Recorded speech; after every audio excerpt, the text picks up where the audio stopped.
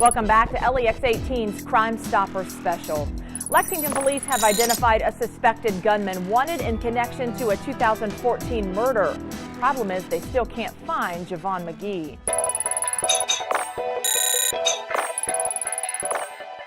Still no sign of 21-year-old Javon McGee, also known as Tink. Investigators say he gunned down Joseph Ramon Parker at the August Arms apartment complex last year.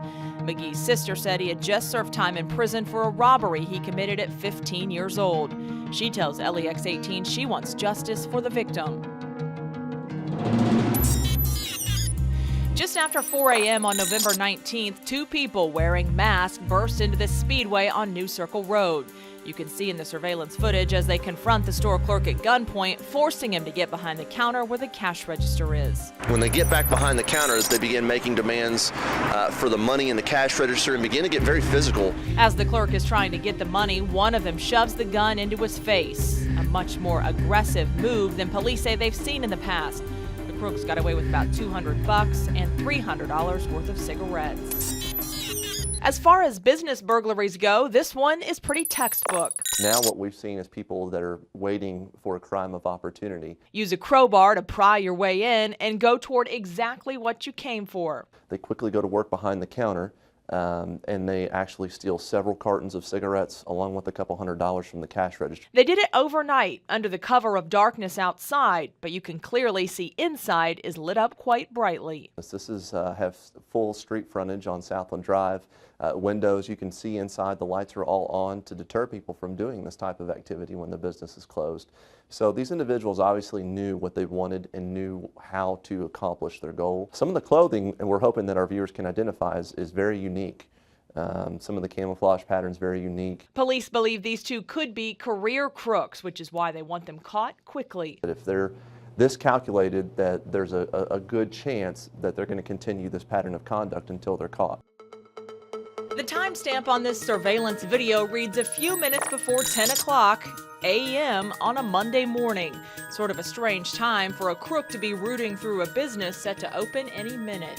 Usually there's an employee there at that time. However, on this day there was not. So that within itself raises some suspicion that maybe he has knowledge of the business, or at least familiar with the way a business or a pizza place would be operated.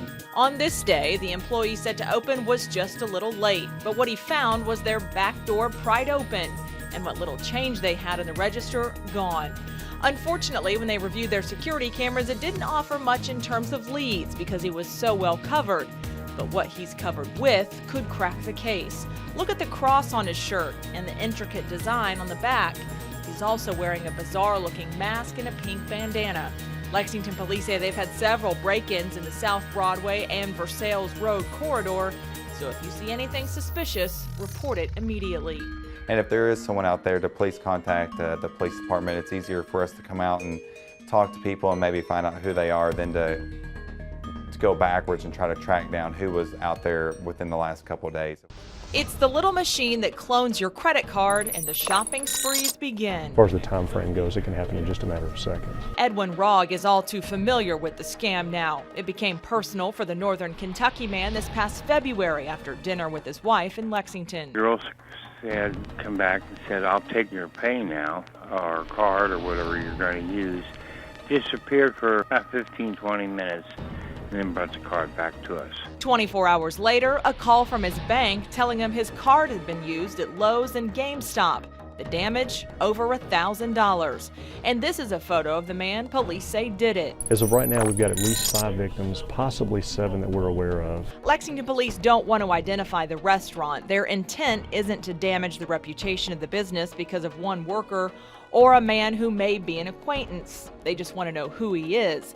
They do say since they began investigating the restaurant, the fraudulent charges have stopped. I said, even though I'm getting my money back, if there's anything I can do to help convict somebody to pull a stunt like that, I'm all for it. Nervous about picking up the phone? Think that maybe your information won't matter?